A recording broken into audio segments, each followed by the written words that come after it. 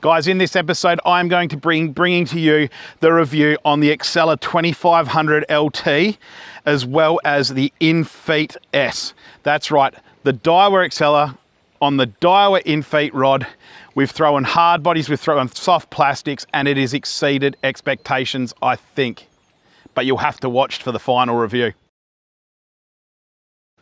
G'day guys, Brendan here from On Point Adventures, and how good is my backdrop? That's right, we're on the magnificent Moore River. We've had an absolute brilliant little BREAM session on both hard bodies and soft plastics, with soft plastics being the winner of the day.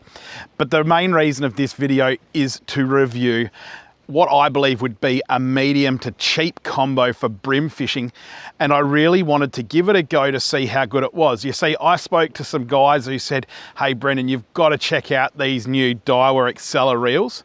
Okay, they're one-piece handle construction, screw-in handle as well, without the stupid little knob on this side. But most importantly, they're about 150 bucks and they perform. And I thought, well, I'm going to need to put it on a rod as well. So I went into my local tackle store and I picked up this combo.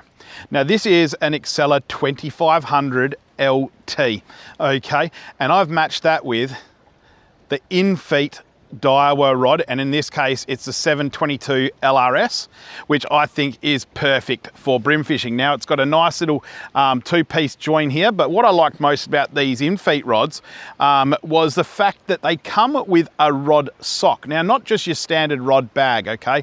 This was an actual rod sock. So what they're designed to do is they're designed to go over your rod in transit to protect your whole rod, but because they stop short, you can still have your lure on your rod. They're very, very good quality. Now, of course, I didn't want to bring you this review on this particular combo until I'd fished it pretty heavily, and that's what I did today. We had what was close to a 30 fish day. Now, the fish weren't of the biggest quality, okay? Our biggest fish would have gone maybe 32 tip, 33 tip, but we got a whole heap of fish. So what we got to experience was how well this rod casts, how well this rod performs, and how well it fights fish, as well as how well behaved this particular reel is with line management. Now, one thing you'll notice behind me is we've got a fair bit of wind chop, which you probably won't be able to see too well through a camera, I suppose, because GoPros always make it look calmer than what it was. But we've got probably blowing a 15 knot westerly. Now, why that's important is, of course, we know that when we're casting into wind, that line management becomes very hard, and that's when we get our wind knots.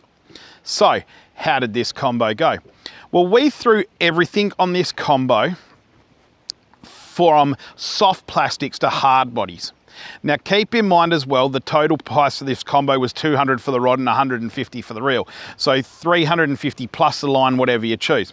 Okay, so we wanted an all-round combo. So this one was, as I said, throwing everything from the Daiwa Kadachis to, we were throwing bait junkies, and then in the end we were throwing my favorite lure, the Riggy 56. And it did all of this absolutely perfectly. In fact, we didn't have one wind knot all day. The braid we do have on this is just, I think it's J braid or something along those lines. So it's not an out the ordinary, super expensive braid. But as you can see, no wind knots, we're happy. One thing I will say though, I mean, if we have a look at the line lay on this reel, it's not perfect, but it's not bad. I did intentionally spool this a little under, just in case we did have some line management issues, which we didn't. But I think now, after seeing how it lays that line, I'm pretty happy with how we've got that spooled. The reel as a whole is super smooth. In fact, it's one of the lightest, smoothest reels I've used. It has the air drive system in, which Daiwa is really renowned for, and the drag on this reel was super smooth. One thing though I was finding pretty hard to get used to was the fact that, as you can see on the top here, the drag knob or the bit you'd hold onto to turn your drag knob comes right to the edge. So when you're casting that reel, if you want to quickly palm your line, I was finding I was knocking that drag ever so slightly, where when you're fishing for BREAM and you've got your drag set exactly how you want it, that can be a problem. Did it cause me a problem today? No, because there wasn't large enough fish. However, it was something that I'm going to have to be mindful of in the future. Now I mentioned that one-piece handle. Check out that. That is a one-piece aluminium handle there, which is so nice to use. But Daiwa, why do you put these stupid T-handles on? Just a tiny little standard knob that you would have put on like your TD Blacks and so forth in the smaller range would have been perfect. But these here, they're so uncomfortable and I just don't like using them. So I thought I'd swap it out for a Gamex's handle. However, I'm pretty sure this is pressed. So therefore, that's not going to be an option. It's going to be a whole handle replacement if I feel I need to get to it. But as I said, the handle is a wind on, so we don't have to worry about screwing the screw cap on there. The handle simply winds on there and it's done. We go to this rod. Now this rod here, I wasn't sure what to expect. $200 for a rod these days isn't expensive. And I'm kind of a bit of a snob when it comes to rods and I like using the more expensive stuff. However, this rod here proved to have a super slow, spongy action when hooked up, which most of you would go, well, that's not going to be very good for casting. However, what I did find is the tip was super responsive on the cast and really cast super well. We didn't have any of that wavy rod tip. It was just really nice to use. The whole combo itself is super light.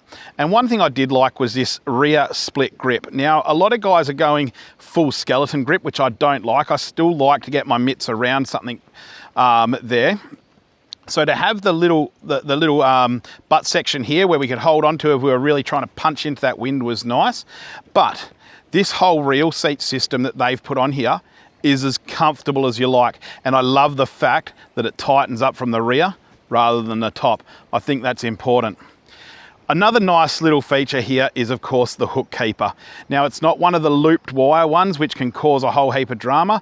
This has got the proper Daiwa little flap with the little Daiwa emblem, which I think is a very nice touch.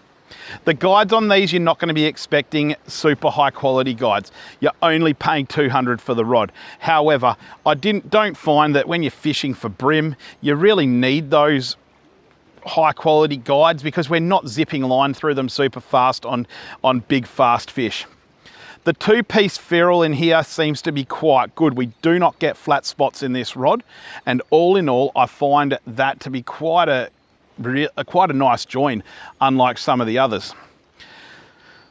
The finish on the rod is not smooth, as you can hear. Oh, we'll give you by the speaker. You can hear that because it's got more of an exposed sort of graphite finish on it. Whether you like that or not, that's up to you. The white trims on it are interesting. I don't know whether I like the white on a rod. In fact, I much prefer the other Infeet S, which was, I'm pretty sure, a faster taper, the coloration, I guess, on that particular rod.